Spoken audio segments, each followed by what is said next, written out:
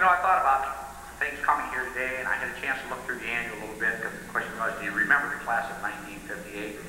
And I do remember. In fact, my wife probably remembers the class of the year of 1958 better than anybody in the room, because in May of that year, when you graduated, May 28th to be exact, she gave birth to our daughter, right? Okay, I'm never sure. And I did have one in that 5th grade history class that you remember. And, you know, we had our, you know, when you think about that, you think about profs or teachers that you had in that classroom and who was over there. You know what I remember about that? I've never shared this story with anybody. I hadn't even thought I was going to do it today, but let me tell you what. Denny Boyle and I invented a game called Eraser Ball. And he would take the window stick that you used to open the window, and I would take an eraser when we marked off spots in the room. This way you were going around. And you got so many hits, and if you went someplace it was out, someplace else it was a single and a double and a triple. And we were playing that there one day, and I pitched a high fast one, and Denny swung at it and took 2 of those globes right out of the game. And I think we reported to the custodian, but I'm not sure that I ever remember. In fact, Denny used to tell the story about being in that room. He had business in that room. I hope this wasn't your class. He had business in that room, and he used to tell about those times that somebody came in, one of his students, and he was teaching business. And one of them had really figured out how he was going to solve all of his financial problems. And he said, well, I'll just put all my money in a checking account. And then when my checking account gets down so it's got almost nothing left in it, I'll just write myself a big check and put it back in there. I'm glad you laughed at that one, because I'm afraid some of you might not. And another time he was in that room, and we had that building painted. They brought painters in, and we had 2 problems with that. Lyle Caswell, these just all coming to light here. I forgot about these stories. Lyle Caswell caught the painter looking in the girls' john in that building while they were supposed to be painting. So he made the guy paint the window, so he couldn't see in. Later on, the guy's painting, and the windows were open. It was warm outside, and one of the students in Denny's Boyle reached his hand out, and the painter couldn't resist. He just slopped that paint right in the student's hand. You should have Denny here to tell some of the stories, I think. But I remember things about your class. I remember those psychology classes. I remember things related to that. People in your class, I tried to go through it. Remember some of those? Some people aren't here. I got to thinking the other day, you know, Sharon Roberts lived 20 years too soon.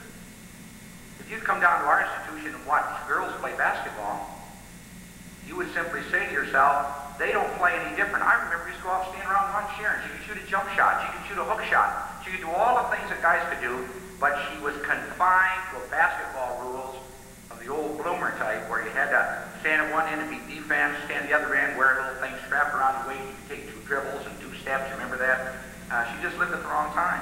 Linda Beatty ended up coming back here to teach. I had the privilege of being her principal when she returned and taught here for a couple of years on our high school staff. Paul Sanford, I never see Paul, but I sit right next to his aunt every Sunday in church. And so she's related to Needham. Her name is Wheatman. And I very regularly talk to her, and she tells me what's happening to Paul. I've already mentioned about ours. You don't want to hear more about that. I get a chance to see Bill once in a while. He comes down. I think I paid for lunch the first time, but Bill came back later and picked up the tab. He makes a point to keep me involved. I think Lori Hensel, we see her much of the time whenever, because she's related to Shears, and whenever the Shears get together, we get a chance to see her. Jim Edwards is a teacher. I haven't seen him in a few years, but I did run into him professionally for 2 or 3 years. Last I knew, he was teaching in Grand Blanc. He may still be there. Is that right, Con? Is that what he said? So I remember that about him. Henry I see all the time. Henry, whenever I come to Milford, I run into Henry. I told Charlie a little earlier, I haven't seen Charlie in a long time, but everybody I talked to has always had some work done by. I envision that Charlie Del Gaudio has nothing but this backhoe.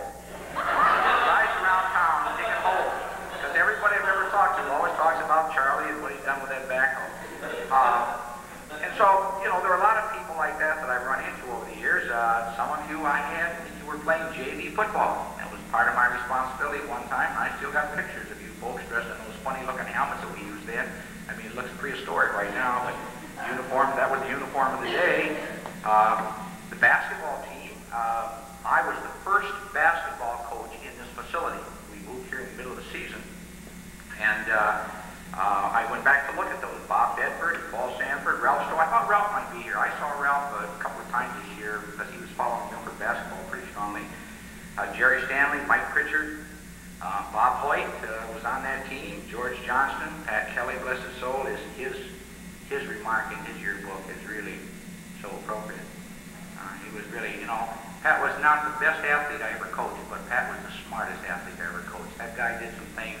I still remember, Dick, I'm sure you'll identify with this. I still remember him saving Al McFarland or somebody a no-hitter one time by calling a fly ball off, and took some real thinking out of it. Remember Pat's style? His greatest ability was to dribble down the floor and step one side step and get somebody around his back and get a free throw. And he was better at free throws than he was at shooting, so it was really a good thing for us. Bill McMacken was on that team. Chink Russell was the manager once or twice for that group. But I also remember some other things about that team.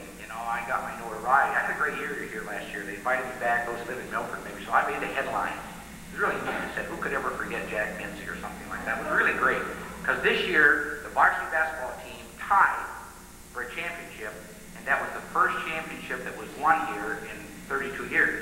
And the last time one was won, I was the coach. And so I came back to the 3 of the tournament games. I wanted to see the playoffs. And they invited me back for the banquet, which Dick didn't turn out to be a banquet. I was all dressed up with a neat tie along with Jim Davidson. He came out and it was really kind of a get-together in the gym, or in the auditorium, cafeteria, hand out a few odds and ends of plaques and stuff. But it was really very good because I really got a lot of notoriety out of that. I got a lot of notoriety out of you folks, too, for your basketball team. First year I was coach, we had won 11 and lost 4. Second year I was coach, we won 14 and lost 2. Third year as coach, we won 15 and lost 1. For you folks, we won 4 and lost 11. 1957-58, we won 4 and lost 12. It was not without its high points. We made 26 points in one quarter against Clarkson. We made 41 points in one half against Clarkson. And we made 69 points in a game against Clarkson.